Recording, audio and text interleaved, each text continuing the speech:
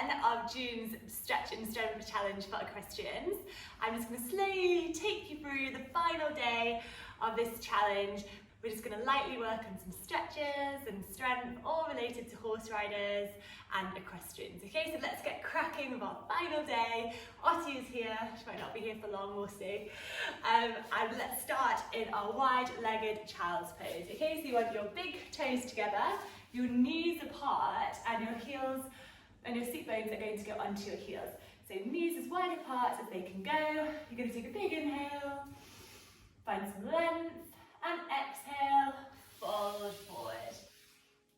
And that's it. So just take this time, just relax into the mat. Forehead can be rested on the mat. Seat bones want to push back and rest on your heels. We'll take a big inhale through the nose and an exhale out through the mouth. And then inhale through the nose and exhale through the nose. Really good. This wide-legged child's pose is great for deepening your seat when in the saddle, so you can move with more freedom with the horse and have a better swing as we go. We'll be able to follow that horse's movements a little bit better. That's great. Now I want you to go up onto your fingertips. You can lift your forehead off the mat and you're going to walk your fingers over to the left so you can rest your chest onto your left thigh as you fold forward. So we're just opening up and inviting a little bit of a deeper stretch here. Push that right seat bone onto your right heel. Don't let it come off. Hi, what do you want today? I think Ottie quite likes being on camera. Good. And then we're going to walk our fingertips around to the left and push our left seat bone onto our heel. Hi. That's good.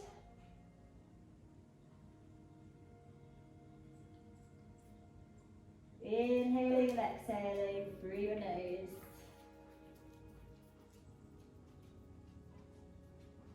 Really good. And walk our fingertips back to center. We're just going to do a few forward and back motions. So you can try and push your chin towards the mat. And then we're going to inhale, we're going to lift up, put our shoulders over our wrists. And then exhale, pushing our hips back to our heels. We did these on day 1, so we're just going to finish on day 10 doing similar. That's good. Just working and waking up those hip joints. Pushing your fingertips into the ground. That's great. And on the next forward motion, we're going to widen our feet so our feet are hip-width distance apart. And we're going to press up and we're going to do our first downward facing dog. Paddle out your feet. Your feet are hip-width distance apart. Your hands are shoulder-width distance apart. And we're just working here through our downward facing dog. Good. I'm glad after you decided to leave because I need that space now. I'm going to push down for a right heel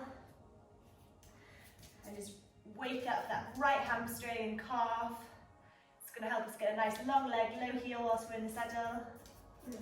That's it. Just squeeze and push.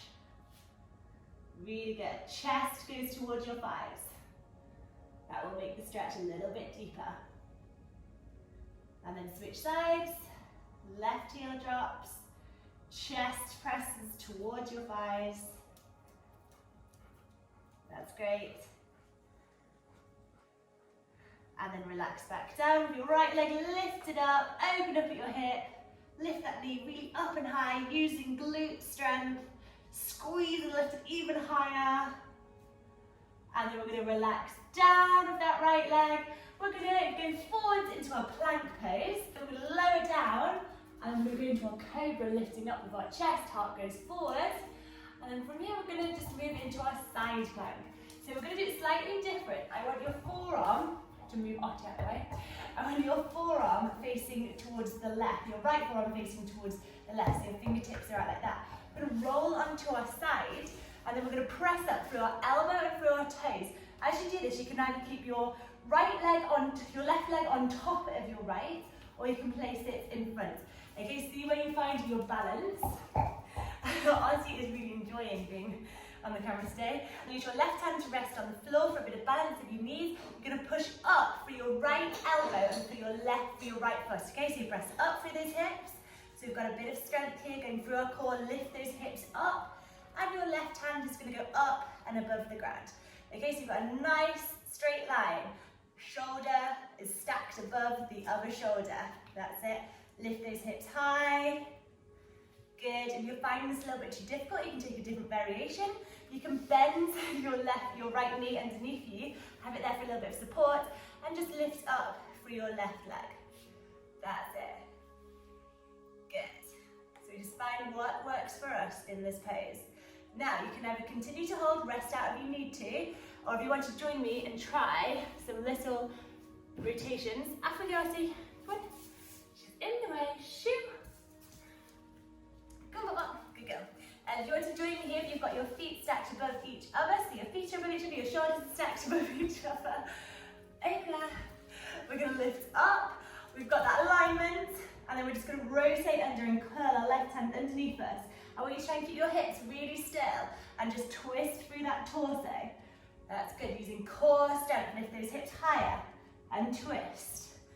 And stack the shoulders and twist. Keep those hips up. One more. Really good. And then roll it back down and we meet in downward facing dog. So we press up and back. Our feet are hip width distance apart, our shoulders, our hands are shoulder width distance apart, and we press our chest towards our spine. Now we're going to do a few waves here, so we're going to ripple forward onto our toes, and bend, and go back into downward facing dog. Ripple forward into plank, and bend the knees back into downward facing dog. Once more.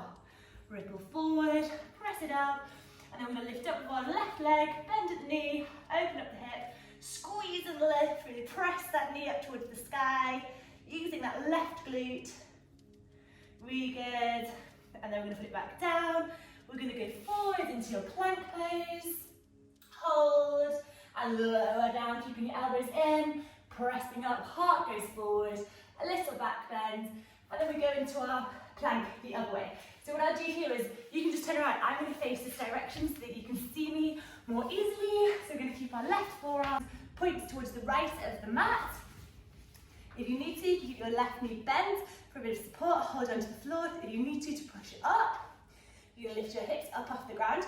You can hold here with your shoulders stacked above each other. Make sure that top hip doesn't fall back.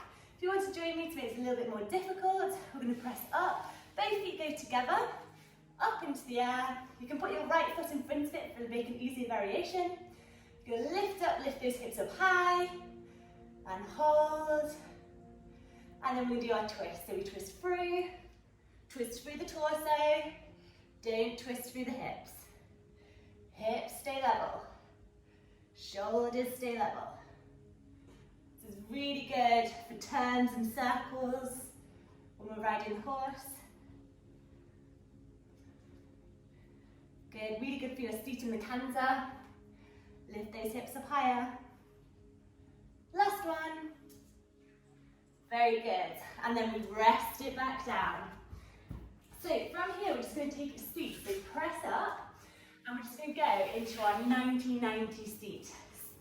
So Ossie is again, she is in the way. Right, we're going to move really up, over there. Come. Here you go, and punch.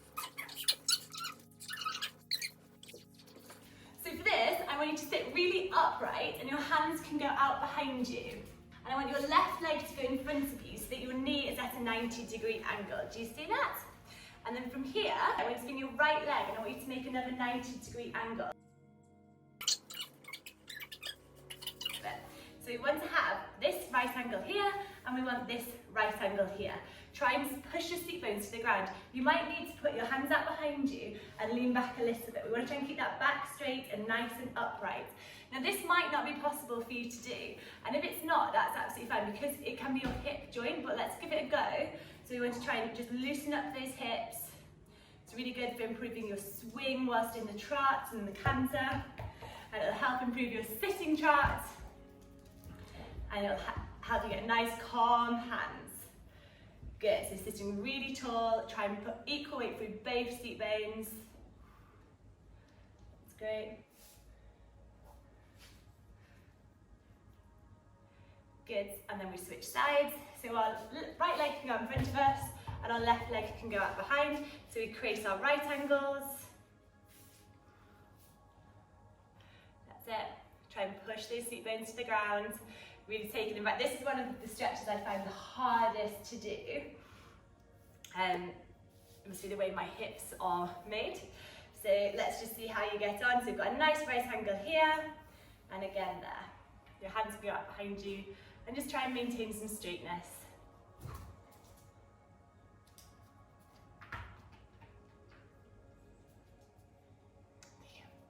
Good, and try and push, try and get equal weight through both seat bones.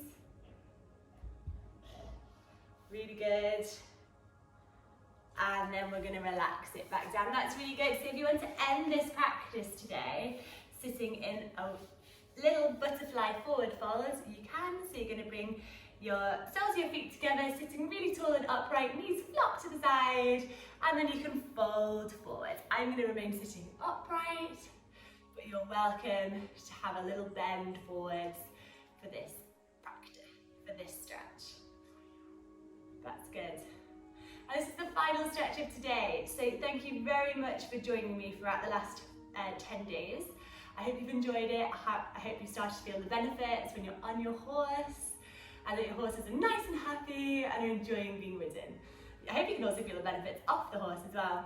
So if you've liked what you've seen, if you enjoyed what you've been doing, please like and subscribe to the page, and you'll be updated with future challenges in the up and coming months. So thank you for joining me. That is the end of today's practice, and I'll hopefully see you soon. Bye!